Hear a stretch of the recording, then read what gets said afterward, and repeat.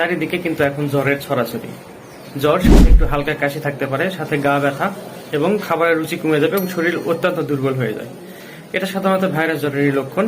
কথায় আছে যত গর্জে তত বর্ষে না। আসলে ভাইরাস জনিত জ্বরগুলো এত তীব্রতা যে লোকজন ভয় পেয়ে যায়, দ্রুত এর থেকে নিস্তার পেতে চায়। তবে আপনাদেরকে একটা জিনিস জানিয়ে রাখতে চাই, ভাইরাস জনিত জ্বর যত বেশি আসুক এটি শরীরের তেমন কোনো ক্ষতি করে না। এটি শুধুমাত্র প্যারাসিটামল, এমনি 5-7 দিনে ভালো হয়ে যাবে। বেশি বেশি করে পানি খেতে হবে এবং তরল জাতীয় খাবার খেতে হবে এবং ভিটামিন সি জাতীয় খাবার বেশি বেশি খেতে হবে। এর বাইরে অন্য কোনো কিছুর প্রয়োজন নেই, ইভেন অ্যান্টিবায়োটিকের কোনো প্রয়োজন নেই। ইদানিং লক্ষ্য করা যায় যে আপনি যদি গ্রামের ফার্মেসিগুলোতে যান, আপনাকে সাথে সাথে একটা ইনজেকশন করে দিবে। এই ইনজেকশনটি করা মাত্র আপনি কিছুক্ষণের মধ্যেই সুস্থ হয়ে যাবেন। কিন্তু আপনাকে যে ইনজেকশনটা করা হলো এটা হচ্ছে ক্ষতিকর স্টেরয়েড।